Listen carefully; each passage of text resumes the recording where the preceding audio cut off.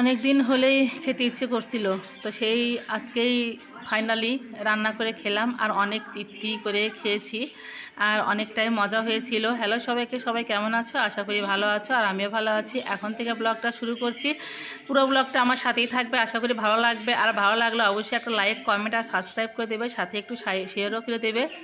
তো এই তো এখানে আমি আজকে রান্না করব ট্যাংরা মাছ দিয়ে হাতে মাখা চচ্চড়ি, একটু অন্যরকম করে ভিন্নভাবেই। তো এখানে আমি রান্না করব, তার জন্য কেটে নিয়েছি পটল, আলু আর একটুখানি কান্দাল হাতে মেখে রান্না করার জন্য। আর হচ্ছে কাটলে আটি কেটে নিয়েছি, ভাজি করব, বেশি কিছু রান্না করব না। আর একটু ফ্রিজে মাছের ঝোল ছিল কাতল মাছের, সেটা একটু গরম করে নেব।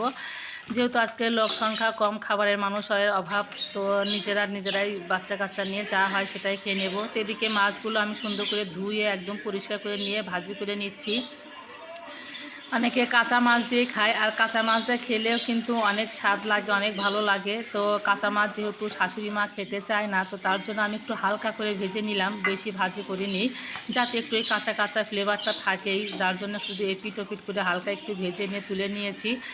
তো এই তো মাছগুলো ভাজি করে নেওয়ার পর এখন আমি তো কাঁঠালের আঁঠিগুলো ভাজি করে নেব।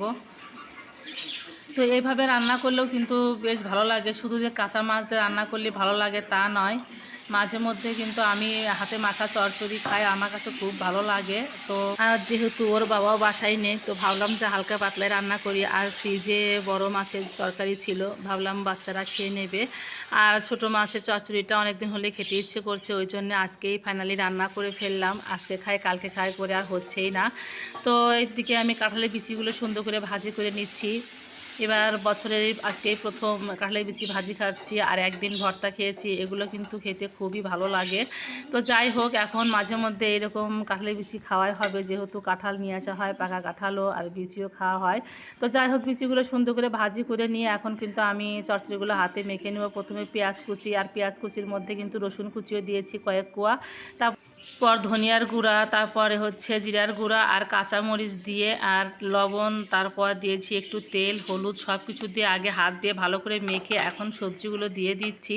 এই তো কান্দাল, পটল আর হচ্ছে আলু, এগুলো দিয়েও আমি সুন্দর করে মেখে নেব। তাই এর মধ্যে একটুখানি আদা জিরা বাটা, একটু মরিচের গুঁড়া, আর আজকে দিয়ে দিয়েছি রাঁধুনি বাটা। তো ওই তো আদা জিরার মধ্যে রাঁধুনি একটু বেটে দিয়ে দিয়েছি, আর দিয়ে সুন্দর করে একদম কষিয়ে নিচ্ছি হাত দিয়ে, এত সুন্দর করে কষিয়ে নিচ্ছি যে এখানে কিন্তু অর্ধেক রান্না হয়ে যাবে।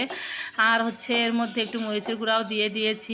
আর এই কান্দাল দিলে কিন্তু এই সবজিটা খেতে আরও ভালো লাগে। ছোটো মাছের তরকারিতে যদি কান্দাল দেওয়া যায় তাহলে কিন্তু একটা অস্বাভাবিক স্বাদ হয়। তো আমি সব সময় চেষ্টা করি যে কান্দাল থাকলে একটু কান্দাল দেওয়ার জন্য। আর কান্দালগুলো এত নরম আর সফট ছিল। তো যাই হোক, সব কিছু হাত দিয়ে ভালো করে কষিয়ে মেখে নিয়ে তারপরে কিন্তু তো মশলা ধোয়া একটু জল দিয়ে দিলাম, দিয়ে এবার গ্যাসটা অন করে তারপরে কিন্তু ঢাকনা দিয়ে দিলাম। তো যত ভালো জাল হবে ততক্ষণ মাছটা দেব না। তো এই সুন্দর করে জাল হয়ে গেছে আর ওই সবজিগুলো সিদ্ধ হয়ে গেছে। এখন মাছগুলো দিয়ে দিব, যেহেতু ভাজা মাছ হালকা ভেজে নিয়েছি।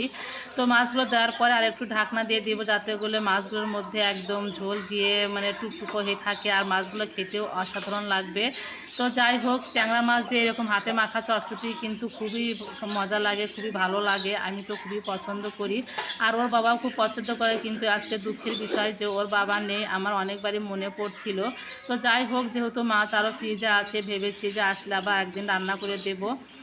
তো এই তো চচ্চড়িগুলো হয়ে গেছে। তো এখন খাবার দাবার নিয়ে নিয়েছি, এই তো সব কিছু গুছিয়ে নিয়ে আমি আর ছেলে মেয়েকে দিয়ে দিচ্ছি খাবারের জন্য। তো চচ্চড়ির কালারটা কিন্তু অনেক সুন্দর হয়েছে আর খেতে খুবই মজা হয়েছিল, কি বলবো, অসাধারণ। আর এরকম চচ্চড়ি হলে সাথে আমার কিছুই লাগে না। আমি সবসময় এরকম চচ্চড়ি রান্না করলে শুধু এই চচ্চড়ি দিয়ে ভাত খেয়ে নেই। তো যাই হোক, অনেক তৃপ্তি করে অনেক মজা করে আমি ভাত খেয়েছি।